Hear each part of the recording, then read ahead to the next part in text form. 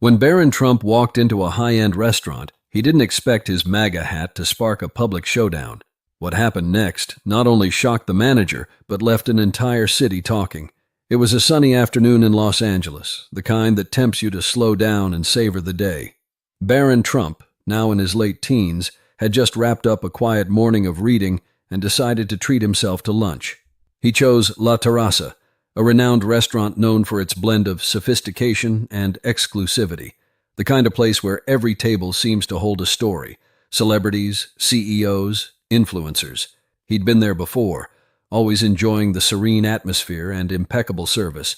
As he walked through the glass doors, Barron stood out, not just because of his stature, but because of the bright red MAGA hat perched on his head.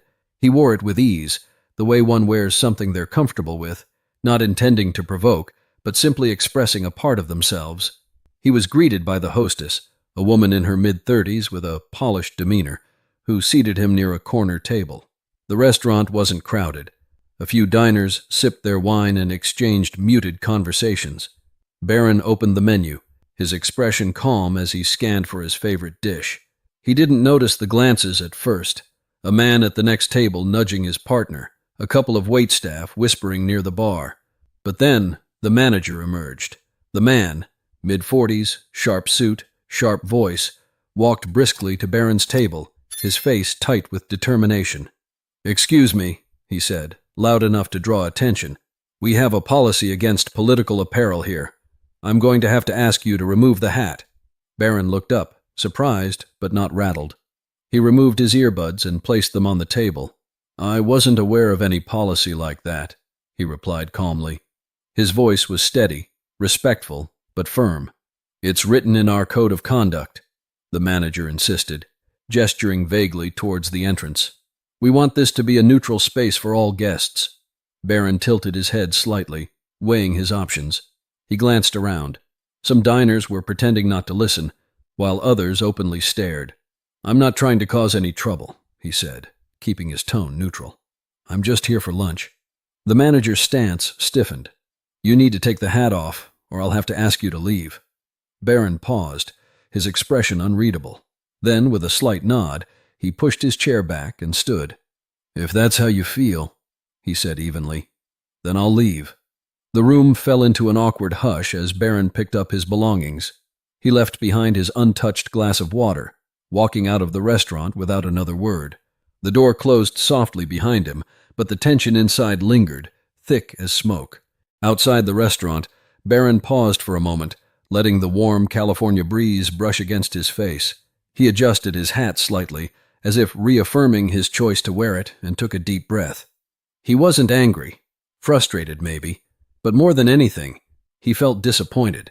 He had always been taught to treat people with kindness, even when disagreements arose, and this felt like a betrayal of that principle. Inside, the restaurant was abuzz with quiet murmurs. A waiter leaned in to whisper to the manager, "Do you think that was a good idea?" "That's him." The manager waved him off. "We can't make exceptions. If we let him stay, it sends the wrong message. This is my restaurant, and I'll run it as I see fit." Meanwhile, Barron walked a few blocks down to a small public park. He found an empty bench and sat down, pulling out his phone.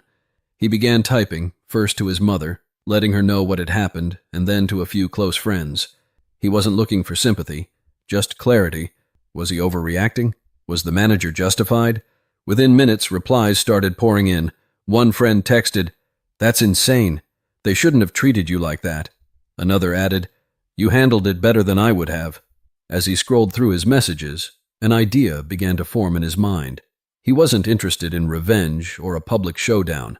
Instead, he saw an opportunity, something constructive, something meaningful.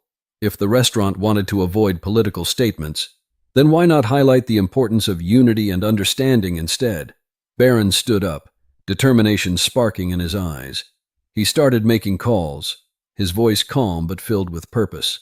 "Hey, I need your help with something," he said into the receiver, the first of many conversations that would set his plan in motion. Back at the restaurant, the atmosphere was uneasy. Word of what had happened began spreading through social media as other diners shared their accounts online.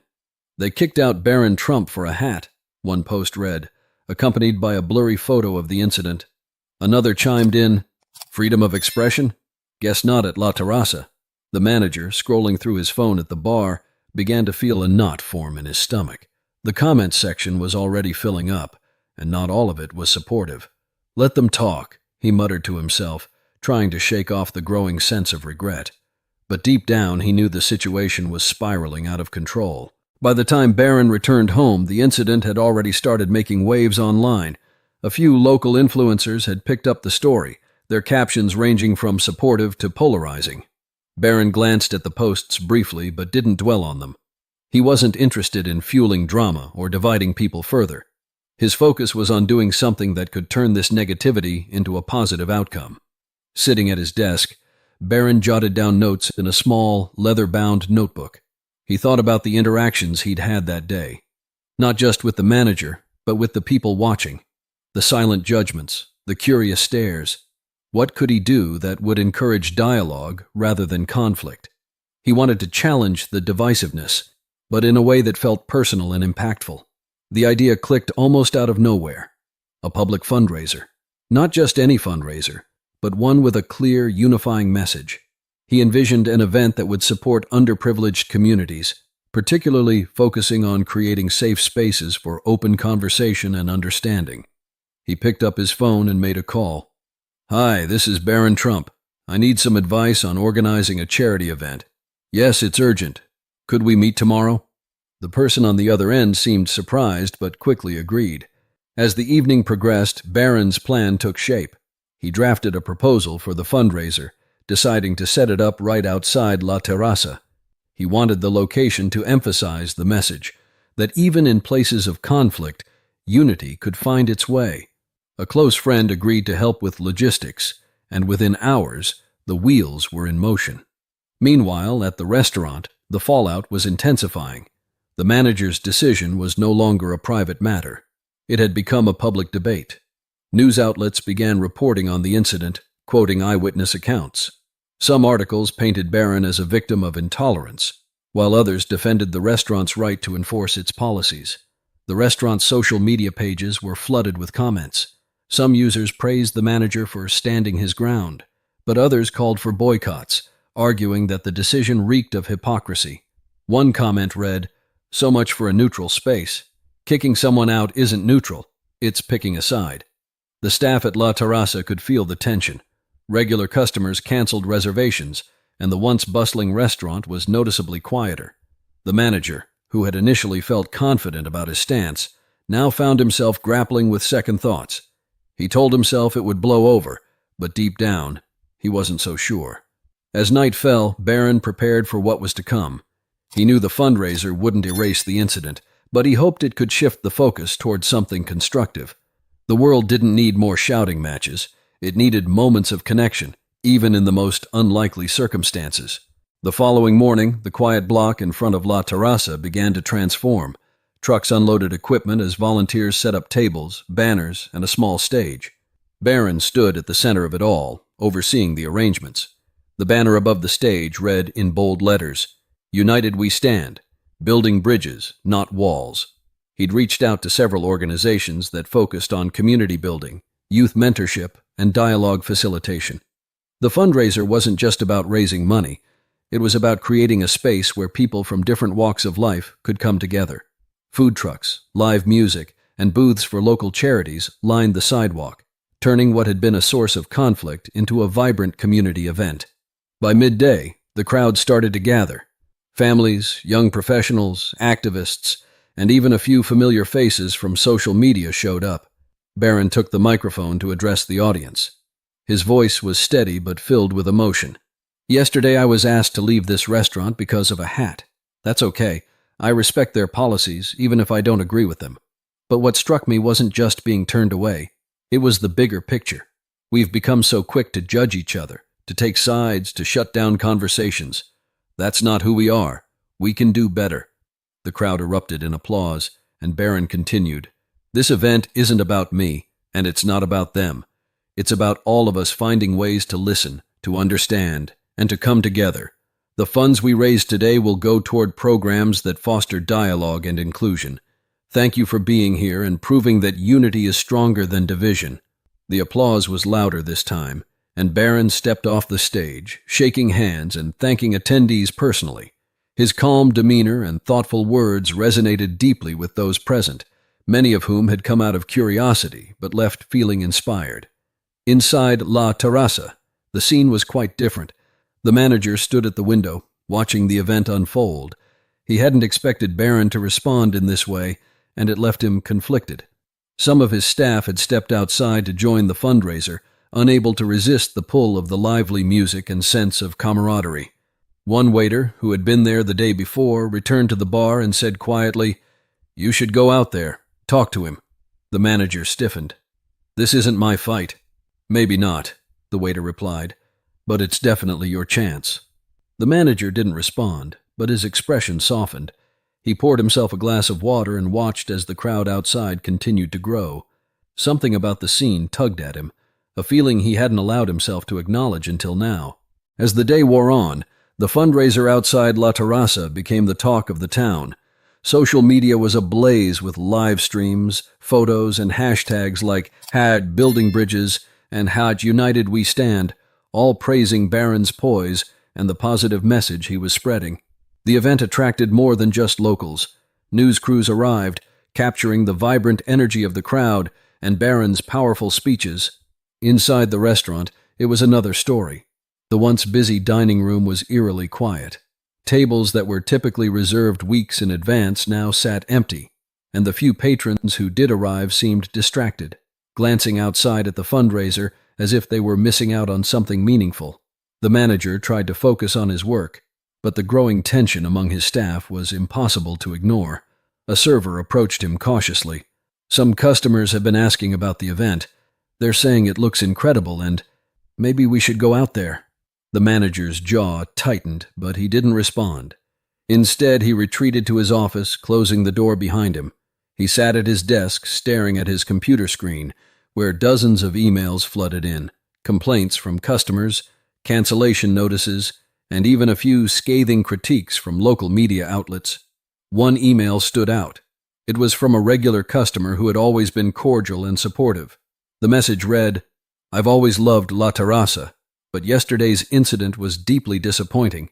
Kicking someone out for their personal beliefs isn't the neutrality you claim to stand for. It's divisive. I hope you'll find a way to make this right." The words hit harder than he expected. He leaned back in his chair, running a hand through his hair. Was he wrong? Had his decision really been about neutrality? Or was it about something else entirely, something he didn't want to admit to himself? Meanwhile, outside, the event had reached its peak. A local jazz band played on stage. Children laughed as they painted murals at an art booth, and donation boxes overflowed with contributions. Barron was everywhere, shaking hands, listening to people's stories, and even posing for selfies. He radiated a calm confidence, but it wasn't smug or performative. It was genuine, the kind of composure that comes from knowing you're doing something that truly matters. As the sun dipped lower, casting a warm glow over the scene, a buzz rippled through the crowd. People turned toward the restaurant doors, where the manager had just stepped out.